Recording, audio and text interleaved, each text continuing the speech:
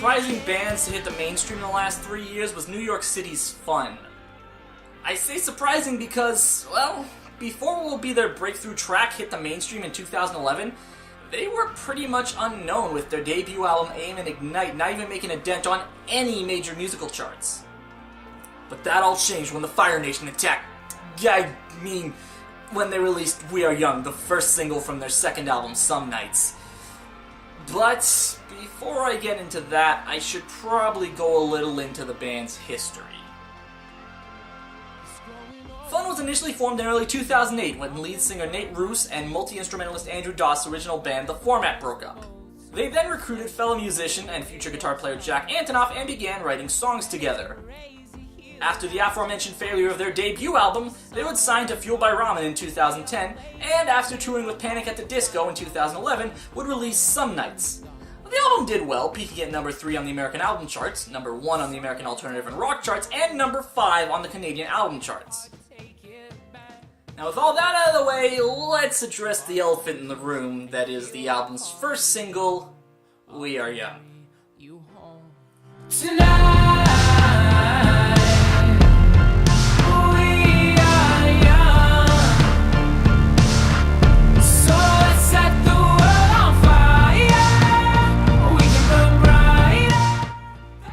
Now, quite frankly, I think Channel Loss and producer Todd in the Shadows said pretty much all that could be said about We Are Young, other than this. Yes, it is a fantastic song, but 3 to 4 years later, the sheer level of overexposure it's gotten from television commercial after movie trailer after promotional soundtrack has kinda softened its blow for me. Not necessarily to the point where I'll outright skip it anytime it comes on, but still enough that I'll only listen to it every now and then, if I feel like it. Not that I could say the same thing about the album's second single, Some Nights, which had me hook, line, and sinker from the very first time I heard that epic intro. Some nights I stay up, cashing in my bad luck. Some nights I call it a draw. Some nights I wish that my lips could build a castle. Some nights I wish they'd just fall off. While this song has had just as much exposure as We Are Young, being featured in many different commercials, and, like its predecessor, being featured on an episode of Glee, I can't help but enjoy this song, and I'll admit it, I still groove along to it anytime it comes on either the radio, the TV, or even my iPod. For the record, I think that Glee is where music goes to die after American Idol, but if it wasn't for the show, the songs wouldn't have been nearly as big as they got. A point that was proven with their third single, Carry On. Again, this song is just as good, if not better than the previous 2 singles in my eyes, with a catchy hook and a beat that made you want to go out on the town, but the song just didn't seem to appeal to mainstream audiences, barely cracking the top 20 of both the Canadian and American Hot 100 charts. Don't get me wrong, that's nothing to sneeze at, especially for an indie band from New York, but this was still a major decline from its predecessors, with Some Nights peaking in the top 5, and We Are Young reaching number 1 in both Canada and the US.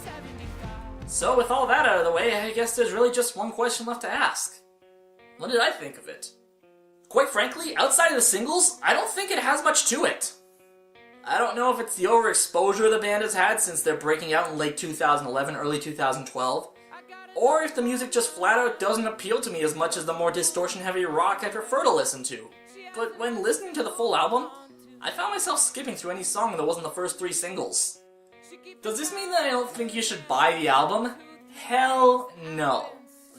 For the most part, I wouldn't put an album on this show unless I thought there was at least some kind of merit to buying even 1 or 2 songs off the album. It's just that the music doesn't appeal to me. Now, if you wanted to check out a few songs besides the first 3 singles to find out if you wanted to buy the album itself, well, I'd suggest 4th single Why Am I the One, as well as non-single tracks It Gets Better and Stars.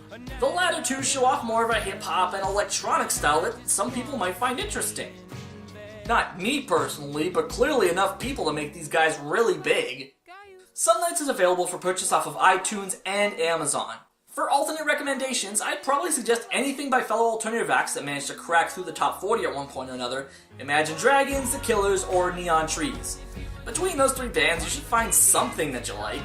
I'm KiraKennedy, and this was Lost in Stereo. Tune in next time where we step into guilty pleasure territory and I break my first rule and talk about an album I don't think you should buy. Why am I the one always packing up my stuff? She got enough on her mind that you feel no sorrow. I let my faith fill the air, so now she's rolling down the window.